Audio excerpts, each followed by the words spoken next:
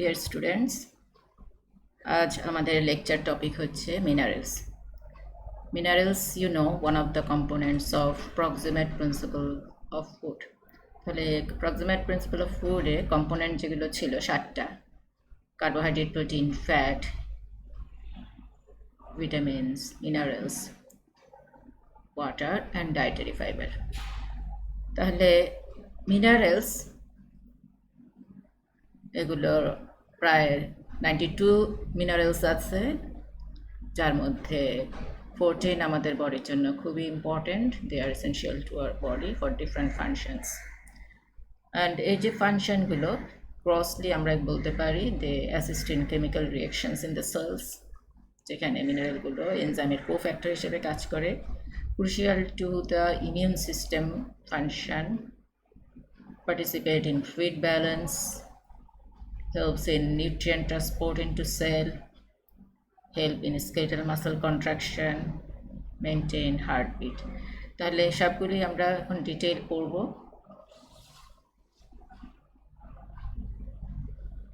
There are two groups of minerals, macromineral and micromineral.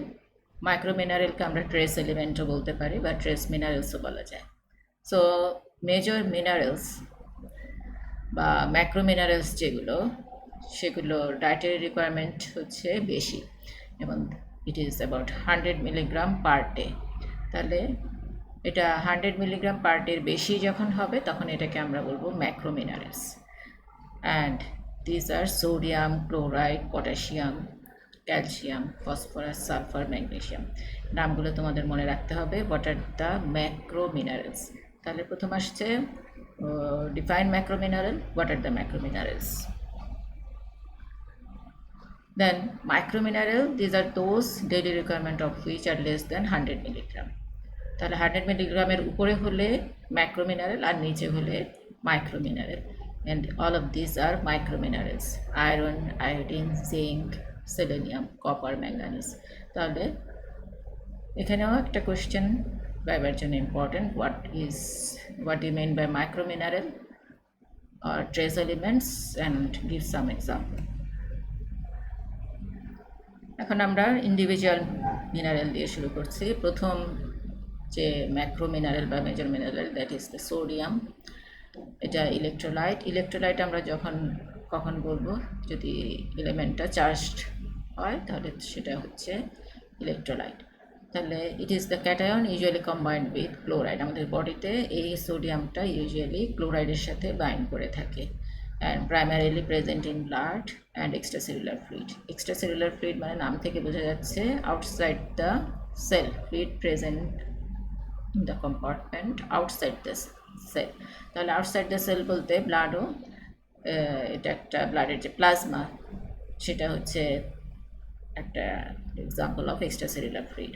তাহলে inside the sell মানে intracellular sodium হচ্ছে 10%, ব্লাডে যে sodium থাকে এটা 10% হচ্ছে ইনসাইড দ্য সেল, আর বাকি 90% হচ্ছে outside the cell, that means in the plasma. Extracellular sodium মানে it is in the plasma. তাহলে প্লাজমায় সোডিয়াম লেভেল হচ্ছে 135 to 145 milliequivalent per litre. এটা নর্মাল প্লাজমা লেভেল, এটা ভাইবাতে জিজ্ঞেস করা হতে পারে। নাও আর কোথায় থাকে?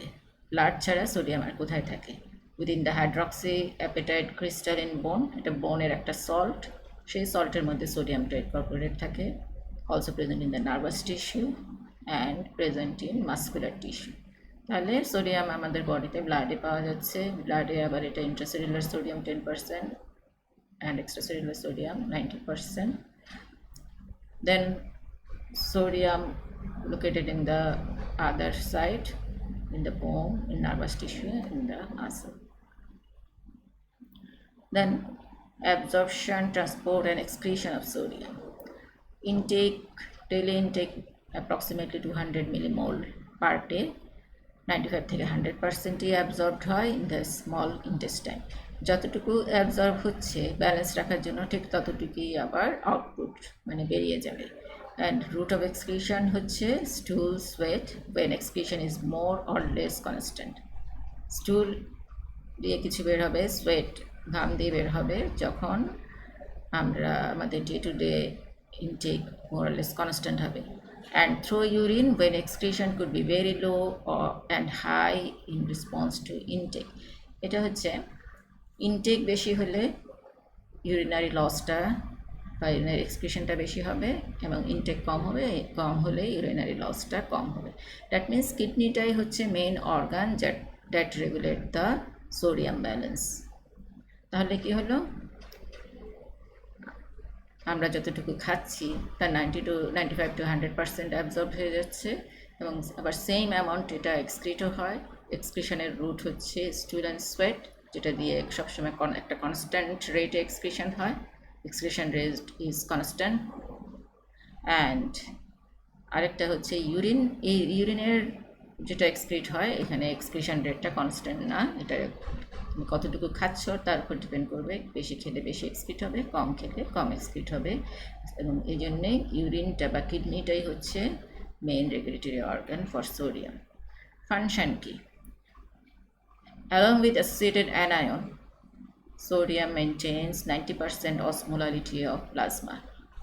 তাহলে এই যে অসমোলালিটি, এটা হচ্ছে ব্লাডের যে অসমোটিক্যালি অ্যাক্টিভ পার্টিকেল আছে তার একটা কনসেন্ট্রেশন এক্সপ্রেস করে। অসমোটিক্যালি অ্যাক্টিভ পার্টিকেল অনেকগুলোই আছে, যেমন সোডিয়াম, ক্লোরাইড, পটাশিয়াম। ক্যালকুলেশন আমরা যেটা করি ব্লাডের অসমোলালিটি, সেটা সোডিয়াম, ক্লোরাইড, পটাশিয়াম, গ্লুকোজ এবং ইউরিয়া, এদের অ্যাডিটিভটাই হচ্ছে অসমোলালিটি। তাহলে সোডিয়ামের কনসেন্ট্রেশন, গ্লুকোজের ক্লোরাইডের কনসেন্ট্রেশন, পটাশিয়ামের কনসেন্ট্রেশন, গ্লুকোজের কনসেন্ট্রেশন এবং ইউরিয়ার কনসেন্ট্রেশন সবগুলো একসাথে করলে আমরা ব্লাডের অসমোলালিটিটা পাবো। এবং সবগুলোই এই কনসেন্ট্রেশনগুলো এক্সপ্রেস করতে হবে ইন মিলিমোল পার লিটার। তাহলে আমি এই ফর্মুলা যেটা বললাম সেটা আমি পিডিএফ ফাইলে তোমাদেরকে এখানে অ্যাড করে দিই। Then it regulates the plasma volume. সোডিয়ামটা সবসময় ওয়াটারের সাথে associated. Sodium is always associated with chloride বললাম, অ্যানায়ন ক্লোরাইড, এবং ওদিকে সোডিয়ামের রেগুলেশনটা সবসময় ওয়াটার রেগুলেশনের সাথে associated. Then responsible for acid base balance, মানে ব্লাডের পিএইচটা মেনটেন করে, সেখানে সোডিয়ামের রোল আছে। Essential for nerve and muscle function, যে জেনারেট অ্যাকশন পোটেনশিয়াল, তোমরা হয়তো ফিজিওলজিতে পড়েছ। And helps membrane transport of some nutrient, যেমন গ্লুকোজ অ্যাবজর্পশন পড়েছো তোমরা, অ্যামাইনো অ্যাসিড অ্যাবজর্পশন হয়তো পড়েছো। এগুলো আমরা খাবার খাচ্ছি, ডাইজেস্ট হয়ে গ্লুকোজ পাচ্ছি ফ্রম কার্বোহাইড্রেট। এই কার্বোহাইড্রেট বা গ্লুকোজ ইন্টেস্টাইন থেকে প্রথমে এন্টারোসাইটে ঢুকে, মানে ইন্টেস্টিনাল ওয়াল, এই যে সেল আছে সেখানে ঢুকবে, সেই ইন্টেস্টিনাল ওয়াল থেকে এরপরে এটা ব্লাডে যাবে।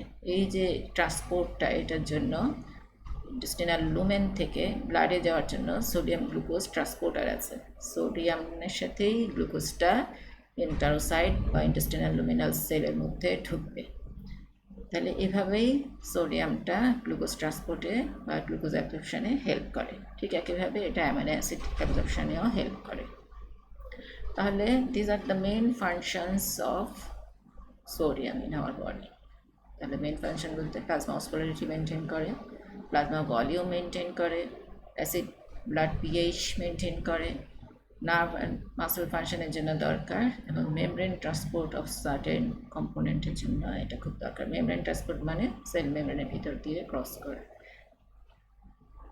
দেন রেগুলেট দ্য প্লাজমা ভলিউম, যেটা বলেছে কীভাবে, যেমন মনে করো প্লাজমা হাইপারটনিক হয়ে গেছে। হাইপারটনিক বলতে অসমোলালিটি যেটা বললাম, সেই অসমোলালিটি প্লাজমার হাই, তখন হবে কি, হাই হলে থার্স্ট মেকানিজমটা স্টিমুলেটেড হবে আমাদের বডি, যেটা হাইপোথ্যালামাসে আছে। তখন আমরা করবো কি, পানি ড্রিঙ্ক করবো। সো পানি যখন খাবো, ব্লাডের কনসেন্ট্রেশন বেশি হয়ে গিয়েছিলো, হাইপারটনিক মানে বেশি হয়ে গিয়েছিলো, এখন পানি খাওয়াতে সেটা ডাইলিউট হয়ে নর্মাল অসমোলারিটিতে আসলো।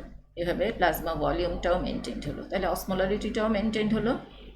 অসমোলারিটি বেড়ে যাওয়া মানে হাইপারটনিক হয়ে যাওয়াতে থার্স্ট মেকানিজম স্টিমুলেটেড হয়েছে এবং আমি পানি খেয়েছি।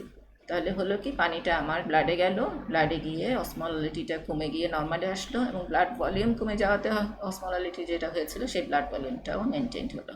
সেকেন্ড যে মেকানিজম সেই একই, যখন হাইপারটনিক ব্লাড হবে বা অসমোলারিটি যদি বেড়ে যায়, তখন পোস্টেরিয়র পিটিটারিতে যেন হরমোন আছে, অ্যান্টিডায়াবেটিক হরমোন, এটাকে ভ্যাসোপ্রেসিনও বলে, ইউজুয়ালি অ্যান্টিডায়াবেটিক হরমোন নামেই পরিচিত। এই হরমোনটা সিক্রেট হবে এবং কিডনি থেকে ওয়াটার রিঅ্যাবজর্ব হবে। এই এডিএইচ হরমোনটা কিডনি থেকে ওয়াটারটা রিঅ্যাবজর্ব করে ইনটু ব্লাড, তাহলে ব্লাডে ওয়াটারটা ফিরে গিয়ে প্লাজমা ভলিউমটা মেনটেন হয়, স্মোলারিটিটা মেনটেন হয়। তাহলে যেহেতু ইউরিনটা রেনাল টিউবুলসে ওয়াটারটা রিঅ্যাবজর্ব হওয়া মানে এটা রেনাল টিউবুলস থেকে ওয়াটারটা ব্লাডে যাচ্ছে, রিঅ্যাবজর্পশন মানে টিউবুল থেকে, রেনাল টিউবুলার লুমেন থেকে ব্লাডে যায়, তাহলে সেখানে ইউরিন ভলিউমটা অবশ্যই কমে যাচ্ছে। আর অ্যাবজর্পশন সবসময় খেয়াল করতে হবে। অ্যাবজর্পশন মানে হচ্ছে রিঅ্যাবজর্পশন, অ্যাবজর্পশন দুইটা টার্ম। রিঅ্যাবজর্পশনটা বললাম কিডনি টিউবুলার লুমেন থেকে ব্লাডে অ্যাবজর্ব হওয়া, এটা হচ্ছে রিঅ্যাবজর্পশন। আর অ্যাবজর্পশন হচ্ছে ইন্টেস্টিনাল লুমেন থেকে ব্লাডে যাওয়া, সেটা হচ্ছে অ্যাবজর্পশন। আমরা খাবার খাওয়ার পরে ইন্টেস্টাইন থেকে আমাদের ডাইজেস্টিভ এন্ড প্রোডাক্টগুলো ব্লাডে যাচ্ছে, ওটা হচ্ছে অ্যাবজর্পশন। অ্যাবজর্পশন হয়ে সেটা কিডনিতে ফিল্টারেট হয়ে আবার অ্যাবজর্ব হচ্ছে, যেহেতু আবার কিডনি থেকে অ্যাবজর্ব হয় সেজন্য এটাকে বলে রিঅ্যাবজর্পশন। কিডনিতে হচ্ছে রিঅ্যাবজর্পশন। এখন এই ব্লাডে সোডিয়ামটা কমে যেতে পারে কেন? হাইপোন্যাট্রিমিয়া, হাইপো মানে কম, ন্যাট্রিমিয়া মানে natrium জানো, sodium, MIA, this term is related to blood বা প্লাজমা। MIA মানে ইন প্লাজমা, হাইপো মানে লেস, নাট্রিয়াম মানে সোডিয়াম। তাহলে হাইপোনাট্রিমিয়া ইট ইজ ভেরি রেয়ার। কখন হতে পারে? when sodium and water loss is equal, দুইটাই লস হচ্ছে, অথবা water loss is less than sodium. Water loss হচ্ছে, সোডিয়ামও লস হচ্ছে, কিন্তু ওয়াটার লসটা সোডিয়ামের চাইতে কম।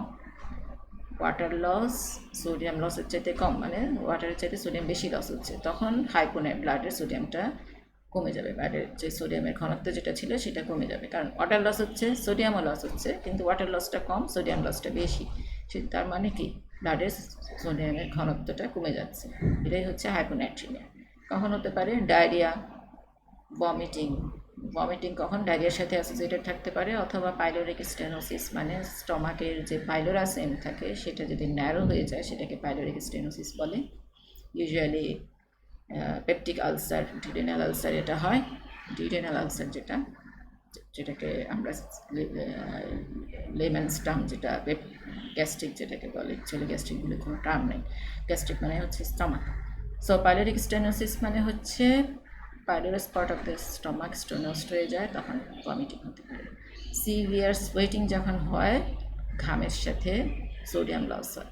আবার এক্সটেন্সিভ বার্ন, অনেক মানে ডিপ বার্ন হলো, স্কিন অনেকটুকু পুড়ে গেছে, তখন হবে কি, স্কিন দিয়েই প্লাজমা লস হবে, তখনও সোডিয়াম লস হয়ে যাবে ইন কম্পারিজন টু ওয়াটার যেতে সোডিয়াম লস বেশি হবে। তাহলে এই কন্ডিশনগুলোতে ব্লাডে সোডিয়ামটা কমে যায়।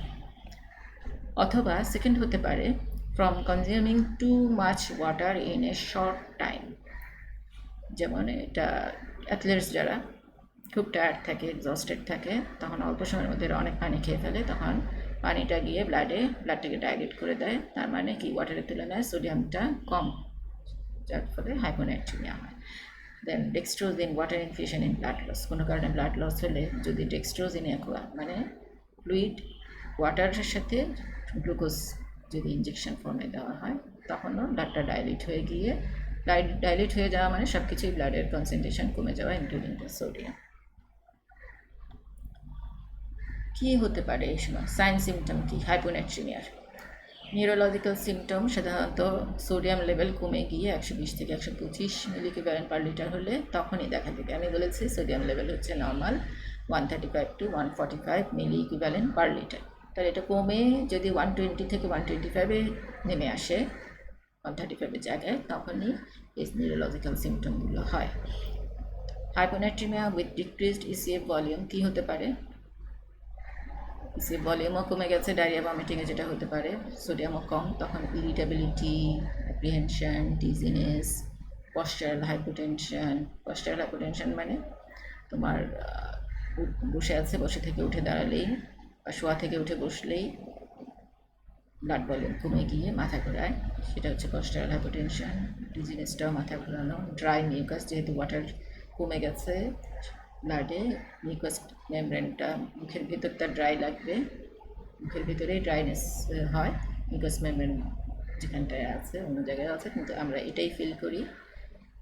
টাংটাও ড্রাই হয়ে যাবে।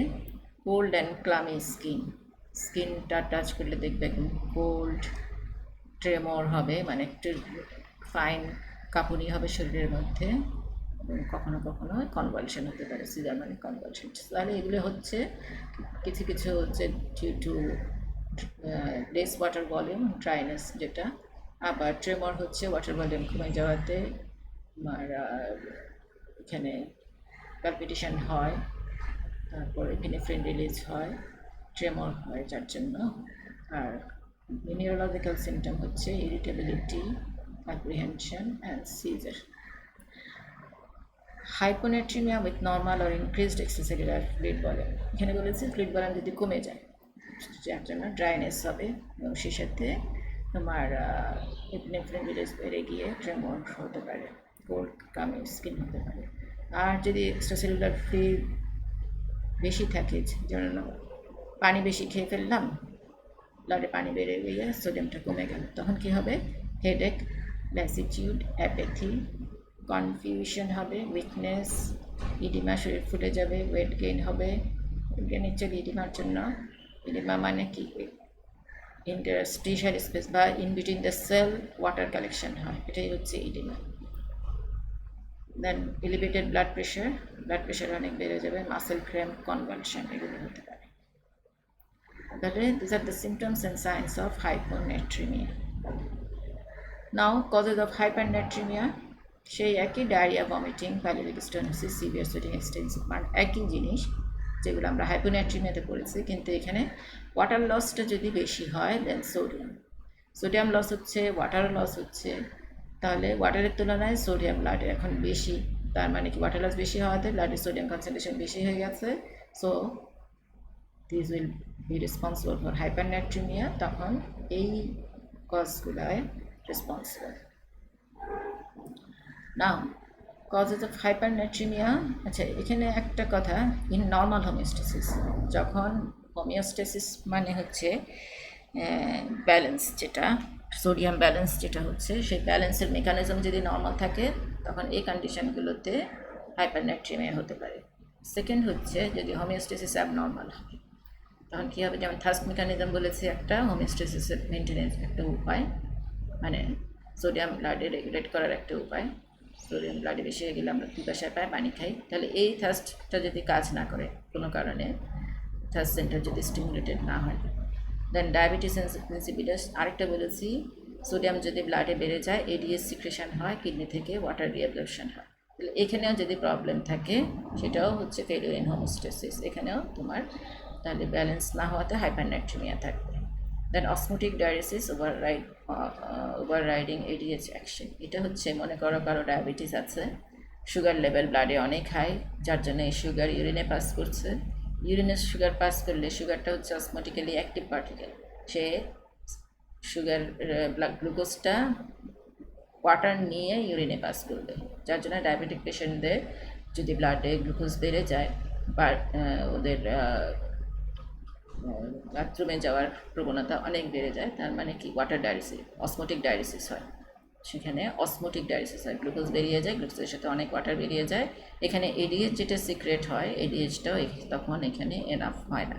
এডিএইচের কাজ একটু আগে বলেছি কিডনিতে ওয়াটার রিঅ্যাবজর্ব করা, তাহলে এডিএইচ রিঅ্যাবজর্ব যতটুকু করছে তার থেকে বেশি ওয়াটার বেরিয়ে যাচ্ছে due to passage of glucose through urine. Then persistent use of loop diuretics, diuretics হচ্ছে কিছু ড্রাগস যেগুলো কিডনির যে নেফ্রনের উপরে কাজ করে, লুপটাতে, হ্যাঁ হিপোফেনলিতে, এটা যদি অনেক দিন ইউজ করা হয় তখনও সোডিয়ামটা ওয়াটারের সাথে বেরিয়ে যায় থ্রু কিডনি। কোনস ডিজিজ, এটা হচ্ছে অ্যাড্রেনাল গ্ল্যান্ড, অ্যাড্রেনাল কর্টেক্সের একটা ডিজিজ, এখানে কোনস ডিজিজে অ্যালডোস্টেরন, কর্টিসল এগুলো কনসেন্ট্রেশন অনেক বেড়ে যায়। আর কুশিং সিনড্রোম, এখানেও কর্টিসলের সিক্রেশন বেড়ে যায়। তাহলে অ্যালডোস্টেরন, কর্টিসল এরা হচ্ছে কিডনির অ্যাড্রেনাল কর্টেক্সের হরমোন। এগুলো সোডিয়াম লেভেলটা ব্লাডে মেনটেন করে। কীভাবে? এরা কিডনির রেনাল টিউবেলের উপরে কাজ করে, টিউবুলসের কিডনি থেকে সোডিয়ামটা রিঅ্যাবসর্ব করবে, ওয়াটারটা বের করে দেয়। তাহলে অ্যালডোস্টেরন, কর্টিসল এরা কিডনিতে সোডিয়ামটা রিঅ্যাবসর্ব করবে, মানে ব্লাডে ঢুকাবে, আর ওয়াটারটা বের করে দিবে ফ্রম ব্লাড। তাহলে এই কাজটা এই কন্ডিশনে অনেক বেড়ে যায়। কোন স্টেজেস মানে অনেক বেশি অ্যালডোস্টেরন, কুশিং সিনড্রোম মানে অনেক বেশি কর্টিসল।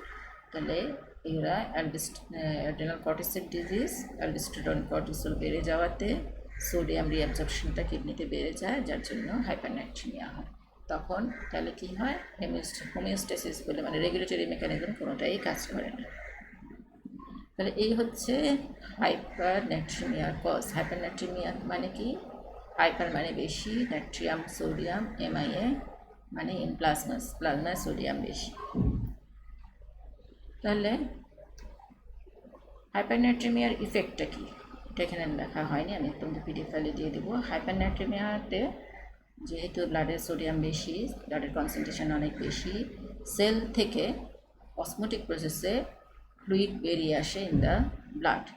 এটা মেইনলি এফেক্টেড সেল হবে ব্রেন সেলস, নিউরন। তাহলে নিউরনটাতে ডিহাইড্রেশন হবে, নিউরন থেকে ওয়াটার বেরিয়ে আসলে নিউরনের ডিহাইড্রেশন হয়ে কমা অ্যান্ড আলটিমেটলি ডেথ হতে পারে।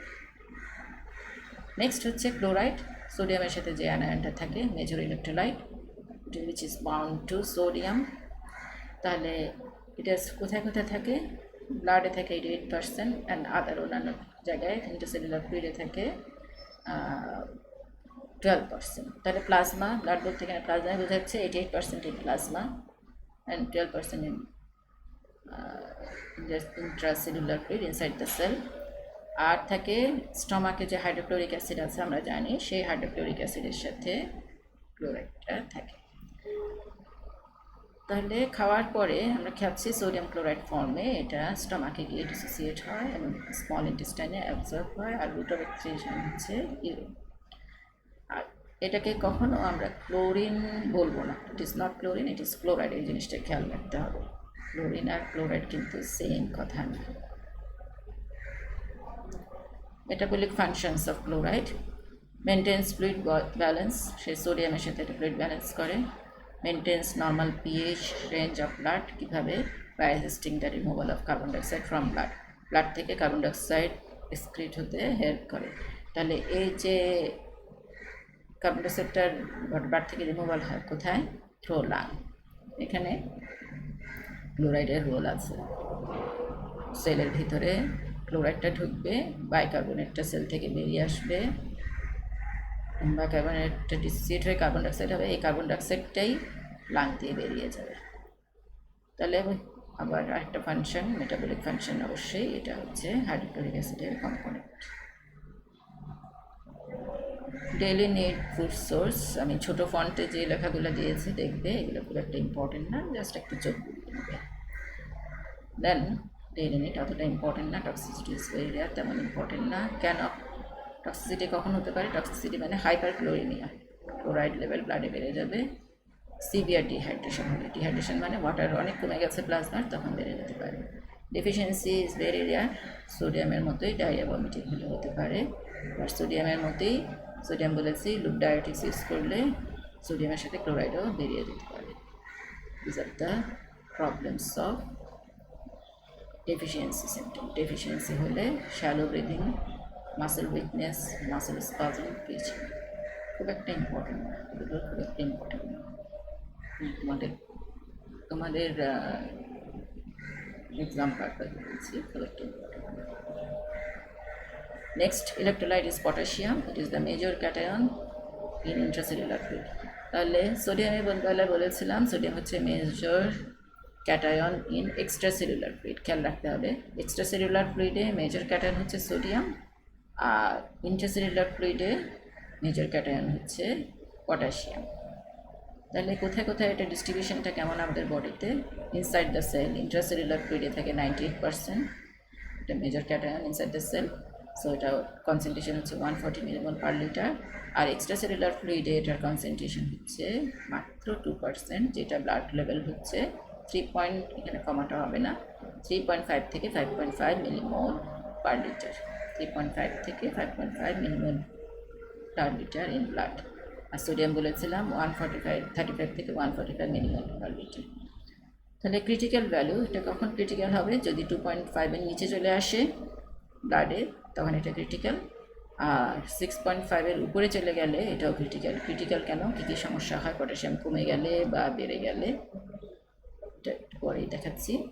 ইনটেক হচ্ছে 50 থেকে 100 বা 200 মিলিমোল পার ডে, আর আউটপুট হচ্ছে ইউরিনে আউটপুট হবে 80 millimole per day, and some will be excreted out through stool and sweat. Through stool, feces মানে stool, and through sweat.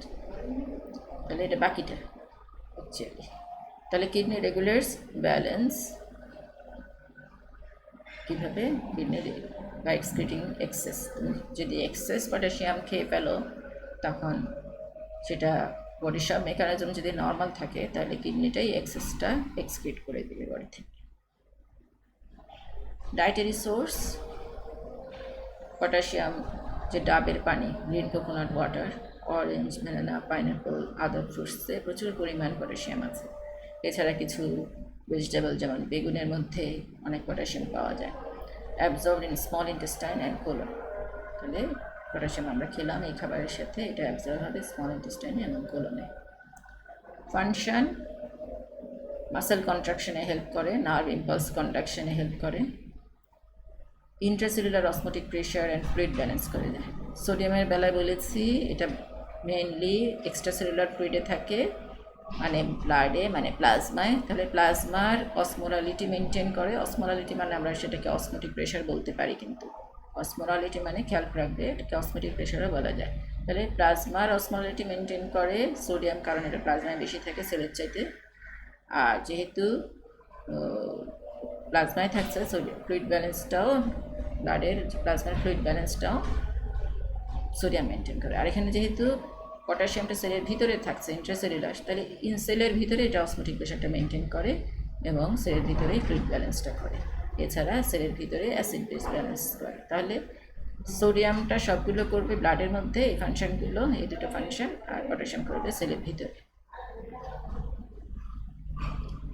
Hypokalemia মানে হচ্ছে লেস, হাইপো মানে less potassium in blood, MIA related to the blood.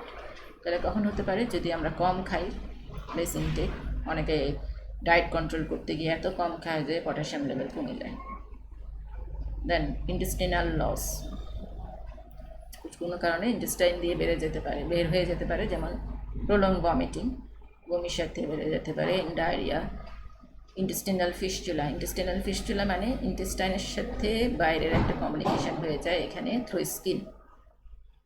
ইন্টেস্টাইনের সাথে external এনভায়রনমেন্টের একটা communication হয় through skin, একটা track তৈরি হয়, এটাকেই বলে ইন্টেস্টিনাল ফিস্টুলা। এখান দিয়েও ইন্টেস্টিনাল কন্টেন্ট লস যদি হয়ে যায়, ইন্টেস্টিনাল কন্টেন্টের সাথে পটাশিয়াম বেরিয়ে যায়, যেমন ডায়রিয়াতে ডায়রিয়াল ইন্টেস্টিনাল কন্টেন্ট স্টুলের সাথে বেরিয়ে যায়। পার্গেটিভস হচ্ছে যাদের কনস্টিপেশন থাকে তাদেরকে ইউজুয়ালি, কনস্টিপেশন মানে বাওয়েল মুভমেন্ট হচ্ছে না ডেইলি, তখন হয়তো পার্গেটিভ দেওয়া হয় টু ফ্যাসিলিটেট বাওয়েল মুভমেন্ট। তাহলে রেগুলার বাওয়েল মুভমেন্টের জন্য পার্গেটিভ যদি সবসময় খেতে থাকে কেউ, তার ওয়াটার ইন্টেস্টিনাল কন্টেন্টের সাথে পটাশিয়ামটাও বেরিয়ে যেতে পারে। ন্যাজোগ্যাস্ট্রিক সাকশন যদি দেওয়া হয়, ন্যাজোগ্যাস্ট্রিক সাকশন মানে কি? নাক দিয়ে যেটা নল একটা ঢুকানো হয় স্টমাক পর্যন্ত, ন্যাজো মানে নাক, গ্যাস্ট্রিক মানে স্টমাক, তাহলে এই রুটে, এই টিউব দিয়ে যদি সাকশন দিয়ে স্টমাক থেকে কন্টেন্ট বের করে আনা হয়, তখনও পটাশিয়াম লস হয়ে যায় স্টমাক কন্টেন্টের সাথে, তাহলে তখনও হাইপোক্যালামিয়া হতে পারে। এটা কখন করে? ধরো কোনো কারণে তার ইন্টেস্টিনাল অবস্ট্রাকশন, যে পাইলোরিক স্টেনোসিস আছে বলেছি, অথবা ইন্টেস্টিনাল অবস্ট্রাকশন আছে, তখনও এই ন্যাজোগ্যাস্ট্রিক সাকশন দিয়ে ভিতরে কন্টেন্ট বের করে নিয়ে আসা হয়, যেটা পাস করতে পারে না, অথবা কোনো পয়জনিং কেসেও ন্যাজোগ্যাস্ট্রিক সাকশন দেওয়া হয়। তাহলে এই কজগুলো একটা হচ্ছে লেস ইনটেক, সেকেন্ড হচ্ছে ইন্টেস্টিনাল লস এই কারণে হতে পারে, এই সময় হাইপোক্যালেমিয়া হবে। আর অনেক কজ আছে। ইন্টেস্টিনাল লস বললাম, এবার কিডনি দিয়ে যদি লস হয় এটা তোমাদের জন্য একটু কঠিন হবে এই কারণে, যেহেতু তোমাদের সিলেবাসের মধ্যে ডিটেল নাই, ডিটেল তোমরা পড়ছো না। যেটা তারপরে একটু বলি, শুনে রাখো, লস থ্রু কিডনি কখন হতে পারে? Due to increase sodium potassium exchange in distal convoluted tubule.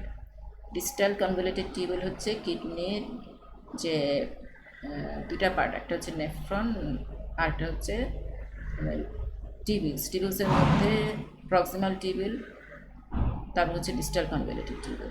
এই যে এই ডিস্টাল কনভলিউটেড টিউবুলে সোডিয়াম পটাশিয়াম এক্সচেঞ্জ হয়, সেটা কি? সোডিয়াম ভিতরে ঢুকবে ব্লাডে আর পটাশিয়াম বেরিয়ে আসবে। সোডিয়াম ভিতরে কিডনিতে যেটা হয় রিঅ্যাবজর্পশন, তাহলে সোডিয়াম রিঅ্যাবজর্ব হবে, পটাশিয়াম এক্সক্রিট হবে। এটা কখন হতে পারে? একটু আগে বলেছি অ্যালডোস্টেরন দিয়ে হতে পারে, কর্টিসল দিয়ে হতে পারে। তাহলে অ্যালডোস্টেরন যদি কোনো কারণে বেশি হয়ে যায় ব্লাডে, যদি গ্ল্যান্ড থেকে বেশি আসে, তখন এই এক্সচেঞ্জটা বেশি হবে, কারণ অ্যালডোস্টেরনই এক্সচেঞ্জটা করে নর্মালি। তাহলে অ্যালডোস্টেরন বেশি হলে এক্সচেঞ্জ বেশি হবে, তাহলে সোডিয়াম বেশি যাবে আর পটাশিয়ামটা ব্লাড থেকে বেরিয়ে যাবে। তাহলে একটু আগে বলেছি হাইপারনাট্রিমিয়ার একটা কজ বলেছিলাম, কোনস ডিজিজ।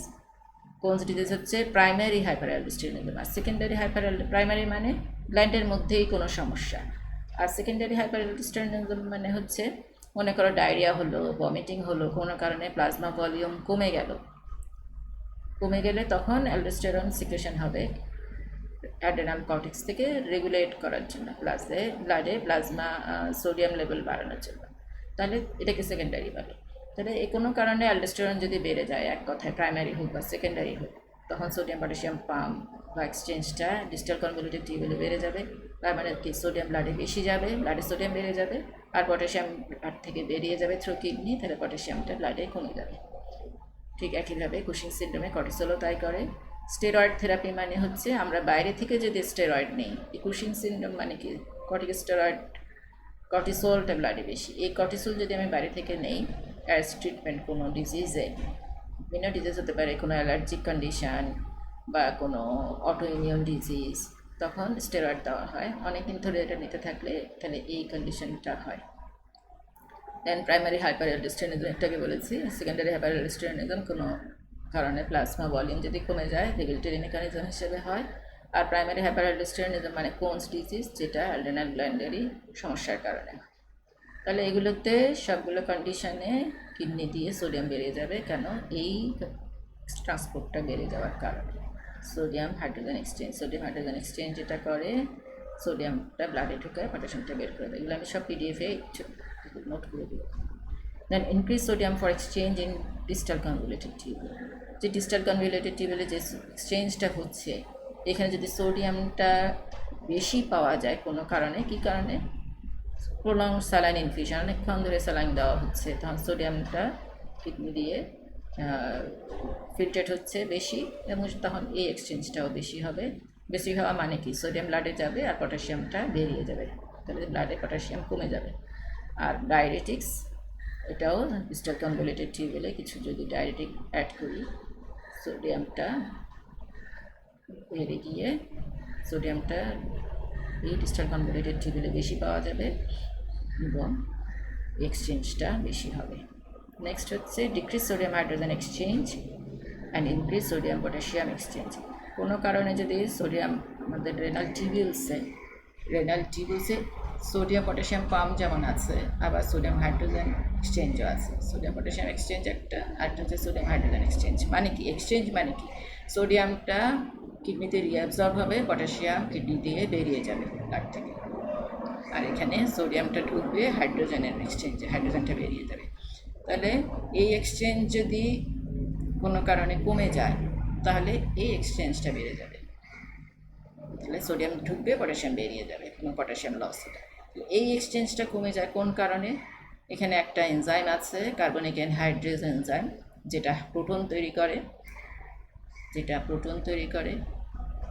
এই প্রোটনটা যদি কম তৈরি হয় এর ইনহিবিটরের কারণে, এই এনজাইম দিয়ে যেহেতু তৈরি হচ্ছে, এর ইনহিবিটর দিলে প্রোটন তৈরি কম হবে, তাহলে এক্সচেঞ্জটাও কম হবে। আরেকটা হচ্ছে রেনাল টিউবুলার অ্যাসিডোসিস, যেখানে রেনাল টিউবুলার অ্যাসিডোসিস মানে রেনাল টিউবুলের মধ্যে ডিফেক্টের কারণে ব্লাডের পিএইচটা কমে যায়। পিএইচ কমে যাওয়া মানে হচ্ছে ব্লাডের পিএইচ কমে যাওয়া মানে হচ্ছে অ্যাসিডোসিস। তাহলে তখনও হাইড্রোজেনটা অ্যাভেলেবেল হয় না, হাইড্রোজেন সিক্রেট হয় না, রেনাল টিউবুলে হাইড্রোজেনটা সিক্রেট হয়। তাহলে এই হাইড্রোজেন সিক্রেট না হওয়াতে এই এক্সচেঞ্জটা কমে যায় আর এই এক্সচেঞ্জটা বেড়ে যায়। তো এটা হতে পারে এই টিউবুলার ডিফেক্টের কারণে, মানে এটা একটা ডিজিজ, সেই ডিজিজে এই প্রবলেমটা হয়, পটাশিয়ামটা ব্লাডে কমে যায়। নেক্সট হচ্ছে decreased proximal tubular reabsorption. Proximal টিউবুলায় কিডনিতে ফিল্ট্রেট হয়ে সোডিয়ামটা সোডিয়াম যে কোনো ফিল্ট্রেট ম্যাক্সিমাম রিঅ্যাবজর্পশন হচ্ছে প্রক্সিমাল টিউবুলে। কোনো কারণে প্রক্সিমাল টিউবুলে যদি ডিফেক্ট হয়, ডিসফাংশন বা ফ্যানকনি সিনড্রোম, এটা একটা জেনেটিক ডিজিজ, তখনও প্রক্সিমাল টিউবুলে সোডিয়াম যেটা রিঅ্যাবজর্ব হওয়ার কথা ছিল সেটা রিঅ্যাবজর্ব না হওয়ার কারণে এটা বেরিয়ে যাচ্ছে কিডনি দিয়ে। তাহলে এইসব কারণে ব্লাডে পটাশিয়াম কমে যায়। তাহলে কী কী হলো? কম খেলে, এ। বি হচ্ছে ইন্টেস্টাইনে লস হয়ে গেলে, সি হচ্ছে কিডনিতে লস হলে। কিডনি লসটা আবার তিনটা কারণে হচ্ছে, তিনটা মানে চারটা কারণে, একটা দুটা তিনটা চারটা কারণে। এবার আসলে ইফেক্টটা কী? হাইপোক্যালেমিয়া হলে কী সমস্যা হয়? নিউরোমাস্কুলার উইকনেস, মাসল উইকনেস হবে, যেমন ডায়রিয়াতে হয়। কার্ডিয়াক অ্যারিথমিয়া হবে। কার্ডিয়াক অ্যারিথমিয়া মানে হচ্ছে ইরেগুলার হার্টবিট, পটাশিয়ামটা হার্টবিটের জন্য খুব দরকার। প্যারালাইটিক আইলিয়াস হবে। আইলিয়াস মানে আইলিয়াম, ইন্টেস্টিনের আমরা জানি পার্টগুলো স্মল ইন্টেস্টাইনের জেজুনাম, ডিউডেনাম, জেজুনাম, আইলিয়াম। প্রথমে হচ্ছে ডিউডেনাম, স্টমাকের পরে, তারপর হচ্ছে জেজুনাম, তারপর আইলিয়াম। এই আইলিয়ামটা প্যারালাইজড হয়ে যায়, প্যারালাইটিক আইলিয়াস মানে এর মুভমেন্ট হয় না, এটাকেই বলে প্যারালাইটিক আইলিয়াস। তখন বাওয়েল মুভমেন্ট একেবারে স্টপড হয়ে যায়। ট্রিটমেন্ট না দিলে ট্রিটমেন্ট দিতে হবে। মেটাবলিক অ্যালকালোসিস, মেটাবলিক অ্যালকালোসিস হচ্ছে, আমি বলেছি অ্যাসিডোসিস হচ্ছে ব্লাডের পিএইচ কমে যাওয়া, আর অ্যালকালোসিস মানে ব্লাডের পিএইচ বেশি হয়ে যাওয়া। ব্লাডের পিএইচ তোমরা জানো হয়তো কত, নর্মাল পিএইচ হচ্ছে 7.35 থেকে 7.45। এই পিএইচ যদি 7.35-এর নিচে নেমে যায় সেটাকে বলে অ্যাসিডোসিস, আর যদি 7.45-এর উপরে চলে যায় সেটাকে বলে অ্যালকালোসিস। আবারও বলছি, ব্লাডের পিএইচ, নর্মাল পিএইচ 7.35 থেকে 7.45। যখন এই পিএইচটা 7.35-এর নিচে চলে যায় তখন সেটাকে বলে অ্যাসিডোসিস, আর যদি 7.45-এর উপরে যায় তখন এটাকে বলে অ্যালকালোসিস। তাহলে এই মেটাবলিক অ্যালকালোসিসে হয় কি? Decreased ionized calcium in plasma. Metabolic অ্যালকালিসিসে পটাশিয়াম কমে যায়। এখন মেকানিজমটা তো বলতে গেলে তোমাদের জন্য একটু ডিফিকাল্ট হয়ে যাবে। মেটাবলিক অ্যালকালিসিস যখন পিএইচ কমে যাওয়া মানে ব্লাডে কোনটা বেশি? হাইড্রোজেন হচ্ছে কম। এই হাইড্রোজেন তখন সেলের ভিতর থেকে হাইড্রোজেনটা বেরিয়ে আসে, সেলের ভিতর থেকে হাইড্রোজেনটা ব্লাডে চলে আসে। ব্লাডে যেহেতু হাইড্রোজেন কম, ব্লাডের হাইড্রোজেনটা মেনটেন করার জন্য ব্লাডকে তার বদলে কিছু একটা দিতে হবে সেলকে। ব্লাড কী দেয়? সেলকে ব্লাড দেয় পটাশিয়াম। তাহলে ব্লাড থেকে পটাশিয়াম সেলের ভিতরে যায় আর সেল থেকে হাইড্রোজেন ব্লাডে আসে। তো ব্লাড থেকে পটাশিয়াম যখন সেলের ভিতরে যায়, সেলের ভিতরে তাহলে পটাশিয়াম বেড়ে গেল। এই পটাশিয়ামটা তারপর যেটা হবে রেনাল টিউবুলে পটাশিয়ামটা এক্সক্রিট হয়ে যাবে, যার জন্য এই প্রবলেমটা হচ্ছে মেটাবলিক অ্যালকালিসিস। আমার তোমরা এটা বুঝতে পারবে না, একটু তোমাদের জন্য টাফই হয়ে যাচ্ছে। আচ্ছা, তারপর আমি আবার বলছি যেটা হয় মেটাবলিক অ্যালকালিসিস, ব্লাডে পিএইচ কমে গেল। ব্লাডে পিএইচ কমে গেলে আমি কি এটা তোমাদেরকে বলবো কি বলবো না, এটা ইভেন এমবিবিএস স্টুডেন্টরাও একটু কনফিউজ করে ফেলে এখানে। ঠিক আছে, এটা তোমরা জাস্ট একটু জেনে রাখো। Then prolonged depletion causes vacuolation of renal tubular cell. এটা তোমাদের অতটা জানার দরকার নেই। পটাশিয়াম কমে গেলে সেল, রেনাল টিউবুলার সেলের ড্যামেজ হয়, রেনাল টিউবুলার সেল ড্যামেজ হয়, তখন পটাশিয়াম লেভেল ব্লাডে আরও কমে যায়। পটাশিয়ামটা যেটা রিঅ্যাবজর্ব হওয়ার কথা ছিল প্রক্সিমাল টিউবুলে, সেটা হয় না। তাহলে these are the causes of hypokalemia.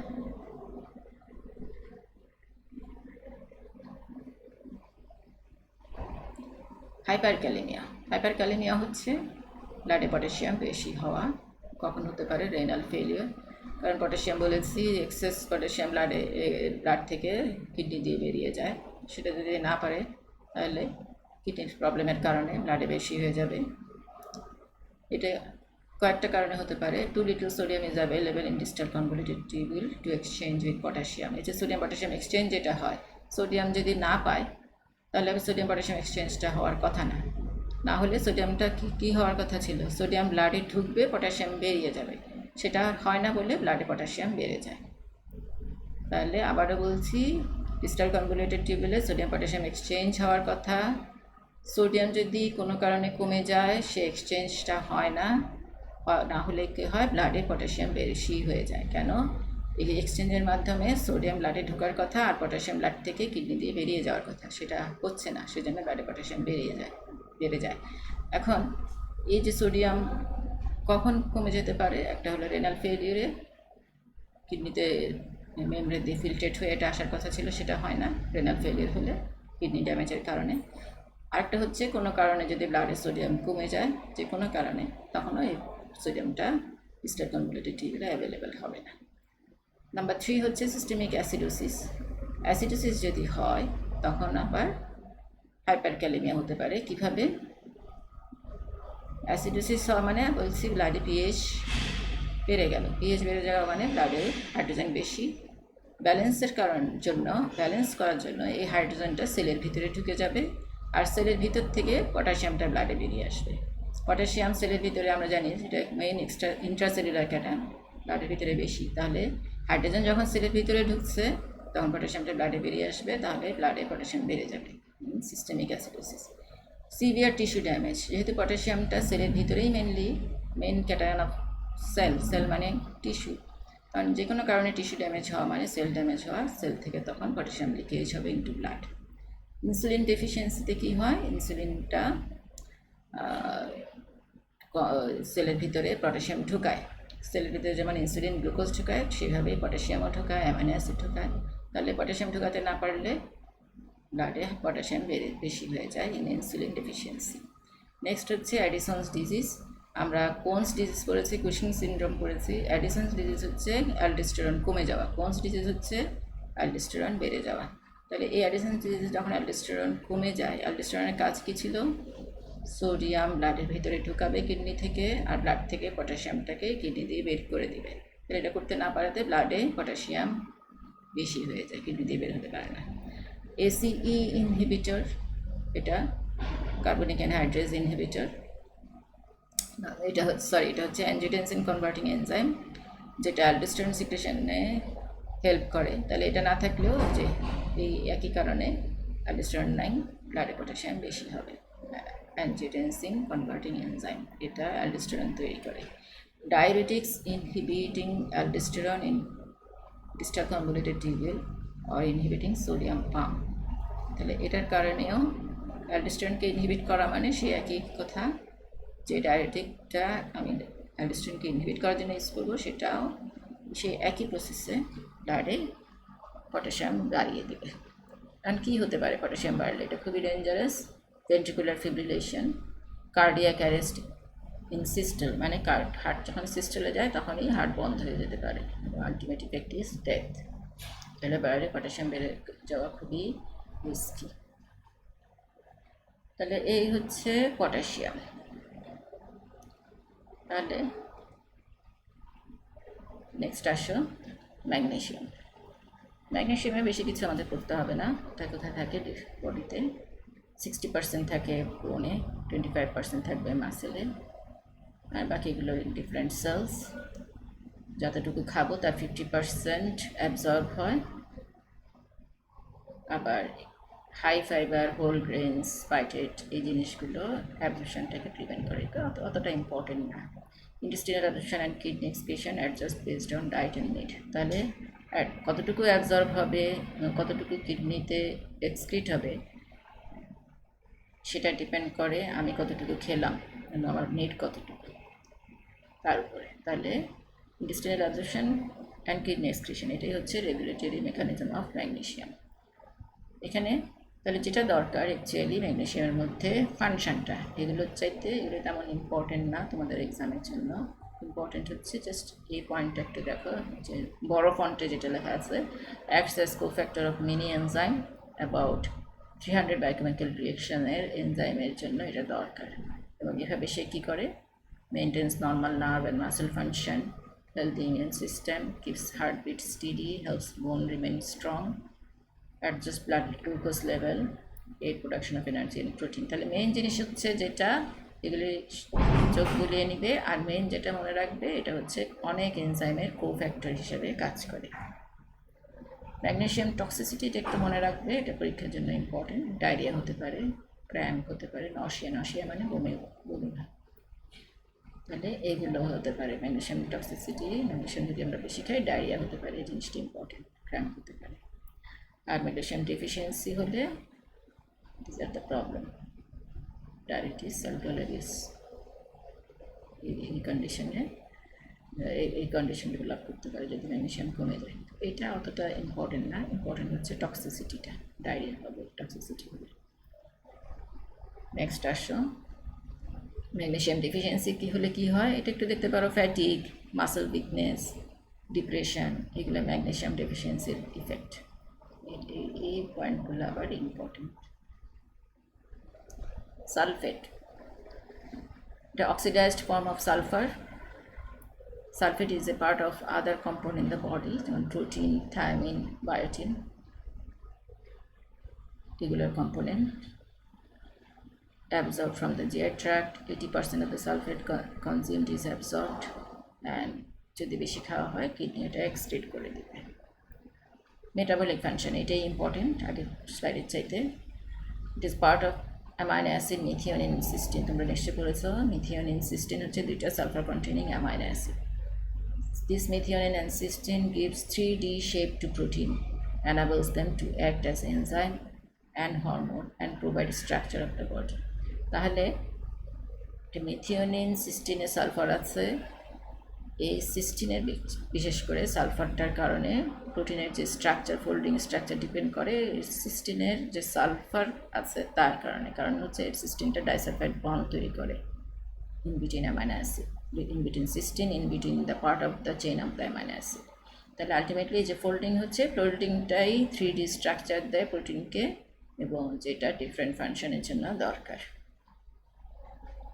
তাহলে সালফেট, ম্যাগনেসিয়াম এগুলো আমাদের খুব বেশি লাগছে না, খুব অল্প পরিমাণ জানলেই হবে। Plasma calcium important. Plasma calcium, total body calcium আছে 1 to 1.5 KG in 70 KG adult. কোথায় থাকে? 99% থাকে in the skeletal system and only 5% in the soft tissue. তাহলে 99.5 হলো, আর বাকিটুকু থাকে extra cellular fluid. Extra cellular fluid বলতে এটাকে প্লাজমা মেনলি বোঝানো হচ্ছে। প্লাজমার লেভেল কত, এই লেভেলগুলো মনে না রাখলেও মিলিগ্রাম পার ডিএল এটা মনে রাখবে, 9 to 11 মিলিগ্রাম পার ডিএল। মিলিমোলে যদি বলো দিস ইজ মিলিগ্রাম পার লিটারে যদি বলো দিস ওয়ান, তাহলে তোমাদের এইটা মনে রাখলে চলবে, 9 to 11 milligram per DL. Daily need এটা মনে রাখবে, ইম্পর্টেন্ট, 1000 থেকে 1100 milligram per day for adult. Dietary source যেটা milk and milk product, dairy প্রোডাক্টে পাওয়া যায়। ডিস্ট্রিবিউশন এটা খুব বেশি ইম্পর্টেন্ট না বলে আমি, ইম্পর্টেন্ট না বলতে তোমাদের এক্সাম রিলেটেড কোশ্চেনে এটা নাও থাকবে না অ্যাকচুয়ালি, একটু দেখে নিতে পারো। ব্লাডে যেটা থাকে বলেছি খুব কম, ব্লাডে যেটা থাকে এটা কিভাবে থাকে, একটা হচ্ছে ডিফিউজেবল ফর্মে আর একটা নন ডিফিউজেবল ফর্ম। নন ডিফিউজেবল ফর্মে 45% আর 55% ডিফিউজেবল। নন ডিফিউজেবল মানে কি, সেলের ভিতর দিয়ে এটা ইজিলি ক্রস করতে পারে না, কেন? প্রোটিনের সাথে বাউন্ড থাকে। তাহলে প্রোটিন বলতে কোনটা কোনটা, অ্যালবুমিনের সাথে বাউন্ড থাকতে পারে, গ্লোবুলিনের সাথে, অ্যালবুমিনের সাথে 80%, গ্লোবুলিনের সাথে 20%, আর ফ্রি অর আয়নাস থেকে 50%। সরি, ডিফিউজেবল ফর্ম যেটা, এটার 55% যেটা বললাম, এর 50% থাকবে আয়নাইজড ফর্মে, যেটা ইজিলি সেল দিয়ে মেমব্রেন দিয়ে ক্রস করবে, আর 5% হচ্ছে diffusible but bound to this compound, citrate, lactate, bicarbonate, phosphate, এটা হচ্ছে 5%। তাহলে এই দুটো টাইপ সেলের মেমব্রেনের ভিতর দিয়ে ক্রস করতে পারে। এটা hormonal control of plasma calcium, যারা ইন্টারেস্টেড দেখতে পারো। তিনটা আমি আগে এখানটায় আসি। Hormonal control of plasma calcium concentration, plasma ক্যালসিয়ামটাকে কন্ট্রোল করতে হবে বাই হরমোন। তিনটা হরমোন রেসপন্সিবল, মেজর হরমোন। একটা হচ্ছে প্যারাথরমোন, এটার যে কাজ, এটা সেল থেকে অস্টিওক্লাস্টিক অ্যাক্টিভিটি করে, মানে বোন সেল, অস্টিওক্লাস্ট বোন সেলকে ভেঙে দেয়, এটাকে প্লাজমা ক্যালসিয়াম ফসফেটটা রিলিজ হয় from bone. Decrease phosphate reabsorption in the proximal tubule, PT হচ্ছে প্রক্সিমাল টিউবুল অফ কিডনি, এখানে ফসফেট রিঅ্যাবজর্পশনটা হবে না। তাহলে প্যারাথরমোন ফসফেট, ব্লাডে ফসফেট কমাবে। কেন? কীভাবে? কিডনি দিয়ে এটা বের করে দিবে, কেন? রিঅ্যাবজর্পশনটা কমবে কিডনিতে, সেজন্য। আর বোন থেকে ক্যালসিয়ামটাকে রিলিজ করবে ইন দ্য ব্লাড, তাহলে ব্লাডে ক্যালসিয়ামটা বাড়াবে। তাহলে আলটিমেট ইফেক্ট হচ্ছে decrease phosphate in plasma, increase reabsorption of calcium in distal convoluted tubule বা কিডনিতে। কিডনি ডিস্টাল কনভলিউটেড টিউবুলে ক্যালসিয়াম রিঅ্যাবজর্পশন করে, তাহলে ক্যালসিয়াম রিঅ্যাবজর্পশন করবে কিডনিতে, ক্যালসিয়ামকে বোন থেকে রিলিজ করবে ইন দ্য ব্লাড। এই দুইটা ইফেক্টের কারণে আলটিমেটলি ব্লাডে ক্যালসিয়াম লেভেল বাড়বে। কে বাড়াবে তাহলে? এটা প্যারাথরমোন। প্যারাথরমোন কোত্থেকে আসে? একটা হরমোন প্যারাথাইরয়েড গ্ল্যান্ড থেকে আসে। নেক্সট, এটা তেমন দরকার নেই তোমাদের, এটা জানার দরকার নেই। Vitamin D, increase plasma calcium absorption. আমরা খাওয়ার পরে, খাওয়ার সাথে যে ক্যালসিয়াম খাই সেটা ইন্টেস্টাইন থেকে অ্যাবজর্ব হয়, এই অ্যাবজর্ব হতে হেল্প করে ভিটামিন ডি। আর কী করে? Increase renal reabsorption of calcium, কিডনিতেও ক্যালসিয়াম রিঅ্যাবজর্ব করে, তাহলে আলটিমেটলি অ্যাবজর্পশন অ্যান্ড রিঅ্যাবজর্পশন হয়ে ক্যালসিয়ামটা ব্লাডে যায়, তাহলে ব্লাড লেভেল বাড়বে, ব্লাড লেভেলটা বাড়বে। ঠিক আছে, নেক্সট হচ্ছে ক্যালসিটোনিন, 3 নম্বর হরমোন। ক্যালসিটোনিনটা আসে থাইরয়েড গ্ল্যান্ডের প্যারাফলিকুলার সেল থেকে। দুই ধরনের সেল আছে থাইরয়েড গ্ল্যান্ডে, প্যারাফলিকুলার সেল আর ফলিকুলার সেল। ফলিকুলার সেলটা T3 T4 তৈরি করে, আর প্যারাফলিকুলার সেলটা তৈরি করবে ক্যালসিটোনিন। এই ক্যালসিটোনিনটা অস্টিওক্লাস্টিক অ্যাক্টিভিটি, যেটা বোনের, প্যারাথাইরয়েড হরমোন অস্টিওক্লাস্টিক অ্যাক্টিভিটি বাড়িয়ে দেয় আর ক্যালসিটোনিন কমিয়ে দেয়। তাহলে কমালে কী হবে? যদি অস্টিওক্লাস্টিক অ্যাক্টিভিটিটা বাড়লে ক্যালসিয়াম বাড়ে, তাহলে এটা ক্যালসিয়াম কমাবে। তাহলে আলটিমেটলি ক্যালসিটোনিনের কাজ হচ্ছে প্লাজমা ক্যালসিয়াম লেভেল যখন বেড়ে যায় এটাকে কমানো। তাহলে দুইটা হরমোন, প্যারাথরমোন ভিটামিন ডিরও মেকানিজম অফ অ্যাকশন হরমোনের মতোই, এই দুটা ব্লাডে ক্যালসিয়াম বাড়ায় আর ক্যালসিটোনিন ব্লাডে ক্যালসিয়াম কমায়। মাইনর কিছু হরমোন আছে, এস্ট্রোজেন, প্রোজেস্টেরন, এগুলো বোন মিনারেলাইজেশন করে, prevent osteoporosis, decrease plasma calcium, বোনের মধ্যে ক্যালসিয়াম ডিপোজিট করে প্লাজমা ক্যালসিয়াম লেভেল কমায়। কর্টিসল, যেটা ইডেনাল কর্টেক্স থেকে আসে, এটা অস্টিওপোরোটিক অ্যাক্টিভিটি বাড়িয়ে দেয়, বোন থেকে ক্যালসিয়াম রিলিজ করে, তাহলে বোনটা পোরাস হয়ে যায় এবং ফ্রেজাইল হয়ে যায়। থাইরয়েড হরমোন যদি অনেক বেড়ে যায়, T3 T4, এরাও বোন থেকে ক্যালসিয়ামটাকে বের করে দিয়ে অস্টিওপোরোসিস, মানে পোরাস করে দেয়, যেটাকে বলে অস্টিওপোরোসিস। ব্লাডে ক্যালসিয়াম আসাতে হাইপারক্যালসিমিয়া হয়, ব্লাডে ক্যালসিয়াম বেশি, এবং সেই ক্যালসিয়াম ইউরিনে এক্সক্রিট হয়, যার জন্য এই কন্ডিশনকে বলে হাইপারক্যালসিমিয়া। গ্রোথ হরমোন যেটা, এটা increase plasma calcium absorption to the kidney, মানে এটা আলটিমেটলি ব্লাডে ক্যালসিয়াম লেভেল বাড়ায়। তাহলে এটা হচ্ছে increase calcium absorption as well as excretion through kidney. Calcium ইন্টেস্টাইনে অ্যাবজর্ব করবে আর কিডনিতে এক্সক্রিটও করবে। আলটিমেট ইফেক্ট যেটা, সেটা হচ্ছে পজিটিভ ক্যালসিয়াম ব্যালেন্স, ক্যালসিয়াম ব্লাডে বাড়াবে। ফাংশন অফ ক্যালসিয়াম খুবই ইম্পর্ট্যান্ট, এটা জানো তোমরা, mineralization of bone and teeth. Second হচ্ছে neuromuscular activity, then membrane function করে, পারমেবিলিটিটাকে, মেমব্রেন পারমেবিলিটিকে ডিপেন্ড করে ক্যালসিয়ামের উপরে।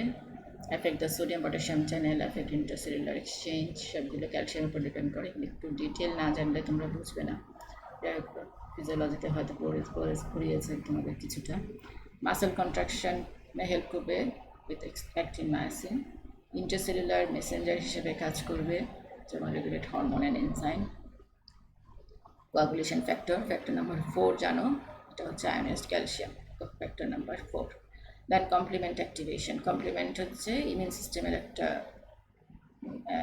সিস্টেমের কম্পোনেন্ট, এটার অ্যাক্টিভেশন হয় with the help of calcium. Insulin, এটা ইউজুয়ালি বোন ফর্মেশন করে। যদি কোনো কারণে ডায়াবেটিস যদি আনকন্ট্রোল থাকে তাহলে বোন মাস কমে যায়, কারণ হচ্ছে যে বোন ফর্মেশন করা ইনসুলিনের ইফেক্টে থাকে না। আচ্ছা, এবার আসো হাইপোক্যালসিমিয়া কখন হতে পারে। যেহেতু ভিটামিন ডি, প্যারাথাইরয়েড হরমোন এরা ব্লাডে ক্যালসিয়াম বাড়ায়, যখন কমে যায় তখন এরা ক্যালসিয়াম লেভেল বাড়ায়। তাহলে যদি বাড়াতে না পারে কখন হবে, ভিটামিন ডি ডেফিসিয়েন্সিতে, অথবা প্যারাথাইরয়েড হরমোন যদি না থাকে তখন ব্লাডে ক্যালসিয়াম কমে যাবে। ক্রনিক রেনাল ফেলিয়ারে ভিটামিন ডি অ্যাক্টিভেটেড হয় না। আমরা জানি ভিটামিন ডি খাই আমরা, ওটা লিভারে হাইড্রক্সিলেশন হয়, কিডনিতে আবার সেকেন্ড হাইড্রক্সিলেশন হয়, হয়ে 125 হাইড্রক্সিক্যালসিফেরল করে। এটাই হচ্ছে একটি ফর্ম অফ ভিটামিন ডি যেটা কাজ করে। তাহলে কিডনিতে যদি ডিফেক্ট থাকে, ড্যামেজ থাকে, এই ফাংশনটা হয় না। 125 এক নম্বর পজিশনে হাইড্রোক্সিল গ্রুপ অ্যাড না হলে একটি ফর্ম অফ ভিটামিন ডি তৈরি হবে না, তাহলে ভিটামিন ডি ডেফিসিয়েন্সি হবে, হাইপোক্যালসিমিয়া হবে। Alkalosis, positive charge calcium bind with negative charge albumin causing less plasma calcium। এখানে হয় কি, অ্যালবুমিনের নেগেটিভ চার্জ আর ক্যালসিয়ামের পজিটিভ চার্জ। যখন অ্যালকালোসিস হয়, অ্যালবুমিন এর হাইড্রোজেনটা ছেড়ে দেওয়াতে এদের নেগেটিভ চার্জ তৈরি হয়। সেই নেগেটিভ চার্জের সাথে ক্যালসিয়াম বাইন্ড করাতে ব্লাডে ফ্রি ক্যালসিয়াম কমে যায়। এই দেন প্যানক্রিয়েটাইটিসে তোমার হাইপোক্যালসিমিয়া হতে পারে। কীভাবে, তখন ক্যালসিয়াম সোপ প্রেসিপিটেট করে ইন অ্যাবডোমিনাল ক্যাভিটি প্যানক্রিয়েটাইটিস হলে। আর সেকেন্ড হচ্ছে glucagon stimulated calcitonin release. Calcitonin release হলে, ক্যালসিটোনিনের কাজ হচ্ছে ক্যালসিয়াম কমে দেওয়া, তাহলে ক্যালসিয়াম কমে যাবে, অথবা প্যারাথর্মাল সিক্রেশনটা কমে যেতে পারে। তাহলে আলটিমেট ইফেক্ট হচ্ছে তোমার হাইপোক্যালসিমিয়া হবে। কি হতে পারে হাইপোক্যালসিমিয়া হলে, বোনের ডেন্সিটি কমে যাবে, বোনটা উইক হয়ে ব্রিটেল বা ফ্রেজাইল হয়ে যাবে। সো রিস্ক অফ অস্টিওপোরোসিস হতে পারে, বোন ফ্র্যাকচার হতে পারে। আর ক্যালসিয়াম লেভেল অনেক কমে গেলে তখন টিটানি হয়। টিটানি হচ্ছে ইনভলান্টারি মাসেল স্পাজম হয়ে একটা সাইন আছে তোমার, কার্পোপেডাল স্পাজম বলে, এটাকে টিটানি নাম দেওয়া হয়েছে। কজেস অফ হাইপারক্যালসিমিয়া, হাইপারক্যালসিমিয়া কখন হবে, প্যারাথর্মোন যেমন ব্লাডের ক্যালসিয়াম লেভেল বাড়ায়, তাহলে কোনো কারণে প্যারাথর্মোন বেড়ে গেলে প্রাইমারি হাইপারপ্যারাথিরোজমে ক্যালসিয়াম বেড়ে যাবে ব্লাডে। অ্যাসিডোসিস যখন হবে, ওই যে অ্যালবুমিন তখন ওর পজিটিভ চার্জে থাকবে, অ্যালকালিসিসে অ্যালবুমিনটা নেগেটিভ চার্জে থাকে আর অ্যাসিডোসিসে পজিটিভ চার্জে থাকে। কেন, অ্যাসিডোসিস মানে ব্লাডে হাইড্রোজেন বেশি, এই হাইড্রোজেন নিয়ে অ্যালবুমিনটা নেগেটিভ চার্জটা থাকে না, তখন সে পজিটিভ চার্জ ক্যালসিয়ামের সাথেও বাইন্ড করে না, ক্যালসিয়ামটা ব্লাডে থেকে যায়, মানে ব্লাডে ক্যালসিয়াম বেশি থাকে। যে কোনো ম্যালিগনেন্ট, কিছু কিছু ম্যালিগনেন্ট ডিজিজ আছে, যে কোনো কিছু কিছু ম্যালিগনেন্ট ডিজিজে ব্লাডে ক্যালসিয়াম লেভেল বেড়ে যায়। হাইপো অ্যালবুমিনিমিয়া, কোনো কারণে অ্যালবুমিন যদি ব্লাডে কমে যায়, যেহেতু অ্যালবুমিনের ব্লাডের সাথে ক্যালসিয়ামকে বাইন্ড, ব্লাডের অ্যালবুমিনটা ক্যালসিয়ামকে বাইন্ড করে, তাহলে অ্যালবুমিন কমে গেলে ফ্রি ফর্মটা বেড়ে যায়। হাইপার ভিটামিনোসিস ডি, যেমন প্যারাথর্মোন বেড়ে গেলে, ভিটামিন ডি বেড়ে গেলে, এরা যেহেতু ব্লাডে ক্যালসিয়াম বাড়ায় তখন হাইপার ক্যালসিমিয়া হবে।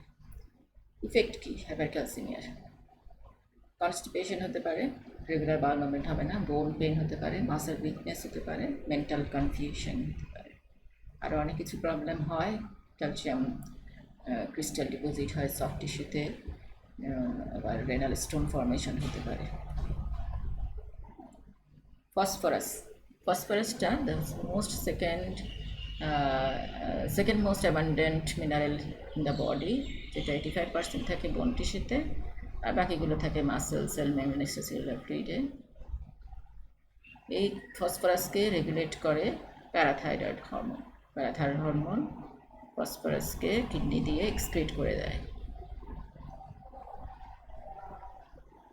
আবার এখানে একটা জিনিস নোট করা হয়নি, প্যারাথাইরয়েড হরমোনটা ফসফেটকে কিডনি দিয়ে এক্সক্রিট করে, আমি তোমাকে পিডিএফ ফাইলে দিয়ে দিব।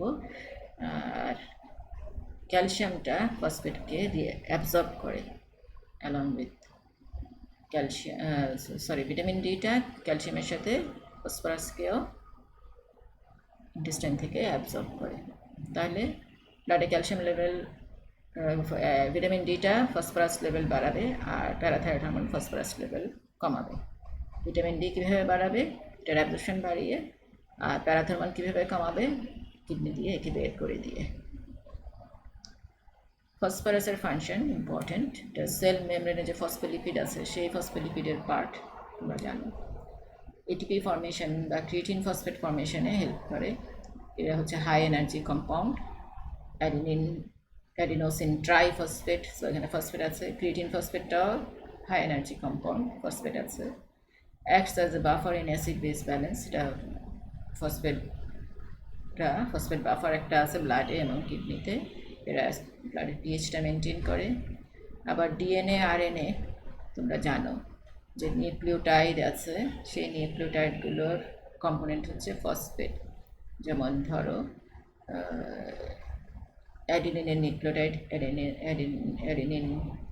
অ্যাডিনোসিন ট্রাইফসফেট, যেমন জিটিপি, যেমন সিটিপি, সাইটোসিন ট্রাইফসফেট। তার মানে কি নিউক্লিওটাইড হচ্ছে base plus sugar plus phosphate.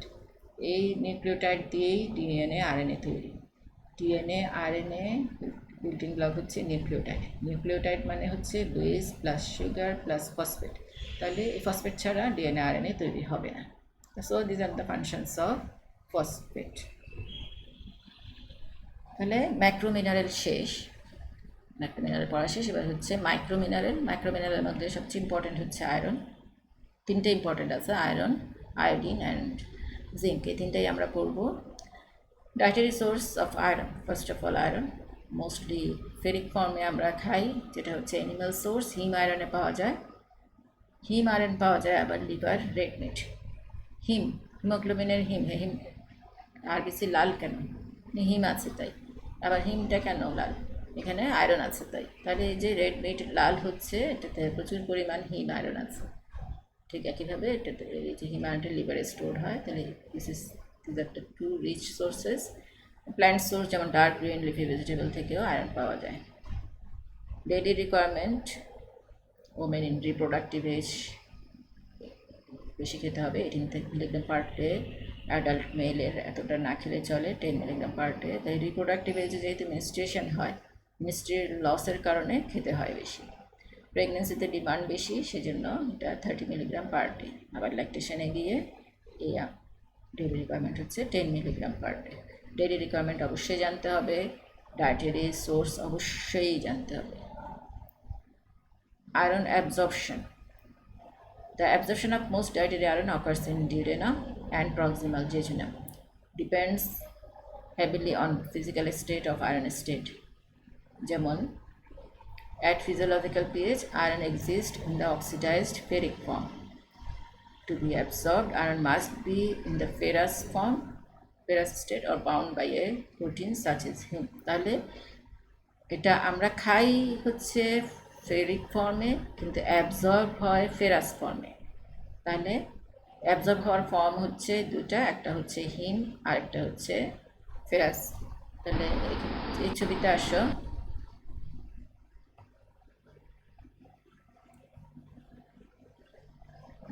এখানে দেখো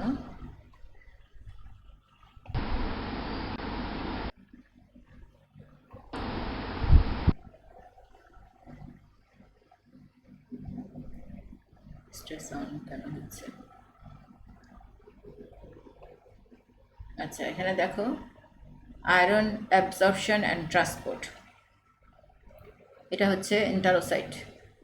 ইন্টেস্টিনাল লুমেন, আমরা খাচ্ছি আয়রনটা এই ইন্টেস্টিনাল লুমেনের মধ্যে আসছে। এটা হচ্ছে লুমেনের যে এন্টারোসাইট আছে, লুমিনাল ওয়ালের এন্টারোসাইট। আর এই তাহলে এই খাবারটা ডাইজেস্টিভ এন্ড প্রোডাক্টগুলো লুমেন থেকে এই ব্রাশ বর্ডার ক্রস করে এন্টারোসাইটে যায়, এন্টারোসাইট থেকে তারপর ব্লাডে যায়। তাহলে ইন্টেস্টিনাল লুমেন থেকে আমরা যে খাবার খাচ্ছি, আয়রন খাচ্ছি in the form of heme, এই হিম ট্রান্সপোর্টার দিয়ে এটা এন্টারোসাইটে ঢুকে এটা আলটিমেটলি কনভার্ট হচ্ছে অক্সিডেজ এনজাইম দিয়ে to ferrous iron. Ferric iron থেকে ফেরাস আয়রন হচ্ছে। দেন ফেরিক ফর্ম যেটা খাচ্ছি সেটা রিডাকটেজ এনজাইম দিয়ে ফেরাস হচ্ছে, ফেরিকটা অক্সিডাইজড ফর্ম, ফেরাসটা হচ্ছে রিডিউসড ফর্ম। এই রিডাকশনের জন্য এনজাইম দরকার, আবার এখানে ভিটামিন সিটা এই রিডাকশনে হেল্প করে। এখানে হাইড্রোক্লোরিক অ্যাসিডেরও রোল আছে। তাহলে ডাইভ্যালেন্ট মেটাল ট্রান্সপোর্টার 1, DMT1 মানে ডাইভ্যালেন্ট, এটা হচ্ছে divalent cation. Divalent metal transporter 1 দিয়ে এটা ঢুকছে কোথায়, এন্টারোসাইটে। তাহলে দুইটাই হচ্ছে এবার ফেরাস ফর্মে। এই ফেরাস ফর্মটা দেন হেফিক্সিন প্রোটিন দিয়ে এরা আলটিমেটলি তোমার ব্লাডে যাচ্ছে, ব্লাডে ঢুকছে। তাহলে ফেরাস ফর্ম, এগুলো সবগুলোর আমি অ্যাব্রিভিয়েশনগুলো দিয়ে দিব পিডিএফ ফাইলে। তাহলে ফেরাস ফর্ম থেকে এটা ট্রান্সফেরিন প্রোটিনের সাথে বাইন্ড করে ব্লাডের ভিতরে ট্রান্সপোর্টেড হয়। এই ট্রান্সফেরিনের সাথে যখন এটা বাইন্ড করে তখন এটা আবার ফেরিক ফর্মে বাইন্ড করে। আলটিমেটলি এটা ব্লাড দিয়ে ট্রান্সপোর্টেড হয়ে থ্রু ট্রান্সফেরিন আইদার স্টোরেজ সাইটে যায়, স্টোরেজ সাইটে গিয়ে এটা স্টোর হয় অ্যাজ ফেরিটিন, অথবা ডিফারেন্ট টিস্যুতে ইউটিলাইজেশনের জন্য চলে যায়।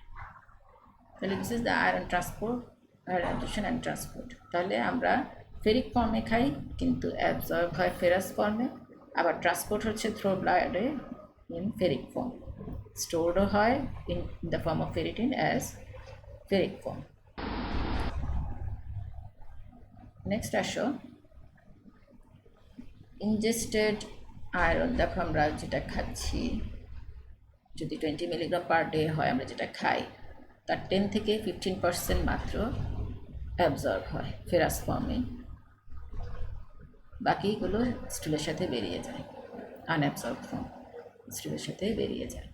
তাহলে এই যে 10 to 15% এটা স্টোরড হচ্ছে, রিঅ্যাবজর্ব হয়ে ব্লাডে ট্রান্সপোর্টেড হচ্ছে, দেন টিস্যুতে স্টোরড হচ্ছে উইথ অ্যাজ ফেরিটিন।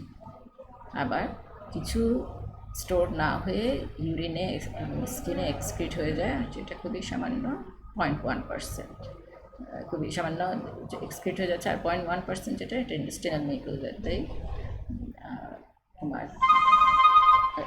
হচ্ছে।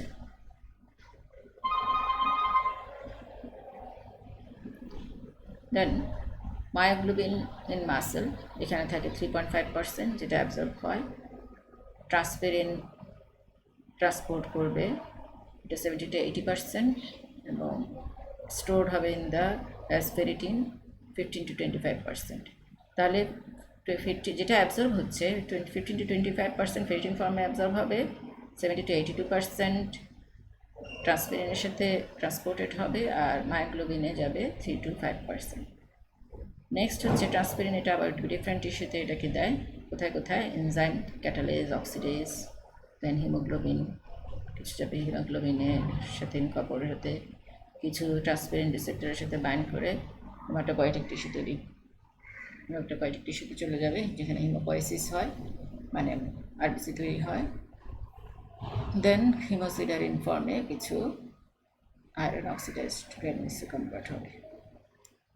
এটা হচ্ছে different fates of iron after absorption. Fates of iron after absorption. Then function of iron. Function of iron. These are the different function component of the heme which is present in hemoglobin, myoglobin, catalase, tryptophan pyrrolase, peroxidase, cytochrome oxidase, cytochrome reductase. Different enzyme among hemoglobin, myoglobin component. এবং এভাবে এসে different function করে। হিমোগ্লোবিনের function তোমরা জানো, myoglobin ফাংশনও তোমরা জানো, muscle protein. Then iron deficiency হলে কী হয়? Microcytic hypochromic anaemia. Microcytic hypochromic কেন বলা হচ্ছে? আরবিসির সাইজ ছোটো হয়ে যায় এবং কালারটাও কমে যায়, সেজন্য হাইপোগ্লোমিক।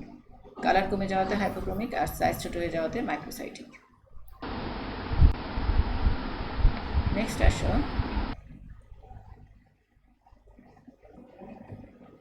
Iodine.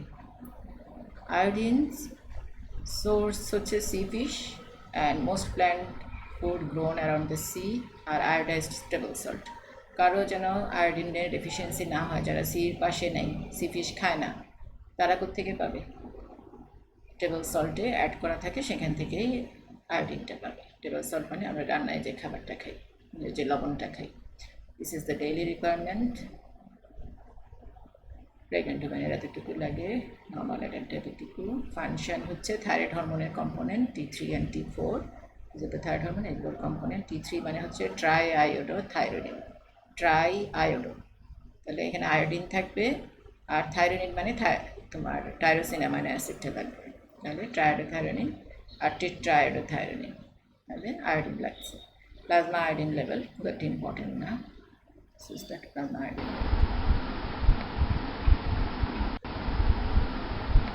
Next iodine metabolism. Average dietary intake মনে করো 500 মাইক্রোগ্রাম পার ডে। যেটা খেলাম তার থেকে এই 500 থেকে 480 মাইক্রোগ্রামই ইউরিনে এক্সক্রিট হয়ে যায়, আর বাকি থাকে 120, এটা থাইরয়েড গ্ল্যান্ডে আপটেক হয়।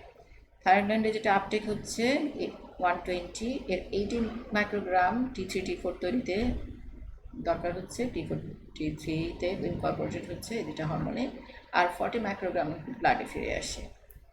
এখন এই 80 মাইক্রোগ্রাম যেটা T3 T4-এ আছে সেটা লিভারে এবং অন্যান্য টিস্যুতে যায়। আলটিমেটলি মেটাবোলাইজড হওয়ার পরে লিভার থেকে এই 80-60 মাইক্রোগ্রাম আবার ব্লাডে ফিরে আসছে, আর 20 মাইক্রোগ্রাম স্টুলে এক্সক্রিট হয়ে যাচ্ছে। তাহলে লিভার থেকে আলটিমেটলি ইন্টেস্টাইনে রিলিজ হয়ে স্টুলে এক্সক্রিট হয়। তাহলে এই হচ্ছে আয়োডিন মেটাবলিজম। এখানে 480 অ্যান্ড এখানে 120 আবার এখানে 40, এখানে 60, এখানে 20। তাহলে ডেফিসিয়েন্সি হলে কী হয়? আয়োডিন ডেফিসিয়েন্সিতে ক্রিটিনিজম, বাচ্চাদের ক্রিটিনিজম হচ্ছে এখানে তোমার মেন্টাল রিটার্ডেশন এবং গ্রোথ রিটার্ডেশন দুটাই হবে, growth mental and growth retardation. গ্রোথটা একেবারে কম হাইট হবে, অল্প হাইট। গয়টার মানে enlargement of the thyroid gland অ্যাডাল্টে হয়, সেই সাথে থাকতে পারে হাইপোথাইরয়েডিজম, থাইরয়েড হরমোন কম, এবং অ্যাডাল্টে যে থাইরয়েড হরমোন ডেফিসিয়েন্সির কারণে যে ডিজিজটা সেটাকে বলে মাইক্সিডিনিয়া। তাহলে এগুলো হচ্ছে iodine deficiency effect. Endemic goiter কি? When goiter occurs in a significant number of people in a defined geographic area due to iodine deficiency is called endemic goiter. এটা সাধারণত আমাদের নর্থ বেঙ্গলে দেখা যায়, আগে বেশি দেখা যেত, এখন একটু কম দেখা যাচ্ছে, কারণ হচ্ছে টেবল সল্টে এখন আয়োডিন অ্যাড করা হয়। আর নর্থ বেঙ্গলে কেন দেখা যেত? কারণ ওরা সি ফিশ দেখে নেই, সি ফিশ খায় না, পায় না, সেজন্য ওদের ডেফিসিয়েন্সি হতো। ডেফিসিয়েন্সি ওভারকাম করার জন্যই টেবল সল্টে আয়োডিন দেওয়া অ্যাড করা হচ্ছে, যেন সবাই আয়োডিনটা পায়। প্রিভেনশন অফ আয়োডিন ডেফিসিয়েন্সি, এটা যে আয়োডাইজ সল্ট খেতে হবে। আয়োডাইজ সল্টটা কি? Common table salt is iodised with about 1 part of sodium iodide to every 1 lakh part of the sodium chloride। এতটুকু সোডিয়াম ক্লোরাইডের সাথে 1 part সোডিয়াম আয়োডাইড অ্যাড করা হয়, আর C fish, আর এইটুকু তোমাদের না জানলে চলবে। Next, zinc, another micromineral or trace element present in most food, vegetable and animal origin, essential component of the carbonic anhydrase enzyme, alcohol dehydrogenase enzyme, alkaline phosphatase enzyme and lactate dehydrogenase enzyme। এই এনজাইমগুলোর cofactor হিসেবে কাজ করে। এছাড়া retina contains zinc metalloenzyme, retinine reductase, which is required for formation of retinine। তাহলে এখানেও zinc লাগছে। ইট maintenance normal concentration of vitamin A in plasma required for mobilization of vitamin A from liver. তাহলে vitamin এর proper ফাংশনিংয়ের জন্য zinc লাগে। আরও অনেক ফাংশন আছে, insulin function and different others, যেটা এত ডিটেল তোমাদের দরকার নেই। Daily requirement 15 milligram in children, 10 milligram অ্যাডাল্টে, 15 মিলিগ্রাম, চিলড্রেন 10 মিলিগ্রাম, প্রেগনেন্সিতে 30 মিলিগ্রাম। মোটামুটি মনে রাখলে চলবে। ইফেক্ট অফ জিঙ্ক ডেফিসিয়েন্সি কী হয়, এটা ইম্পর্টেন্ট। অ্যাকিউট জিঙ্ক ডেফিসিয়েন্সি যদি হয়, has been reported in patient receiving prolonged parenteral alimentation, যারা মুখে খেতে পারছে না, আইভি ফ্লুইড, ইন্টারভেনাস ফ্লুইডের মাধ্যমে যাদেরকে বিভিন্ন রকমের নিউট্রিয়েন্ট দেওয়া হচ্ছে, তাদের জিঙ্ক ডেফিসিয়েন্সি হতে পারে। তাহলে এই অ্যাকিউট ডেফিসিয়েন্সি হলে, মানে অনেকদিন ধরে না, সাডেন ডেফিসিয়েন্সি, তখন কী হবে, ডায়রিয়া, মেন্টাল অ্যাপেথি এবং এই moist eczematoid dermatitis, round the mouth, মুখের চারিদিকে একটা ডার্মাটাইটিস হবে, আর হেয়ার লস হতে পারে। এগুলো অ্যাকিউট ডেফিসিয়েন্সি হলে। আর অনেক দিন থেকে জিঙ্ক ডেফিসিয়েন্সি যাতে যদি ভুগে, যেমন মিডিল ইস্টে এরকম হতে পারে, হয়, সেখানে কি হয়, associated with dwarfism and hypogonadism, short হবে এবং গোনাডাল ইফেক্টটা থাকবে না।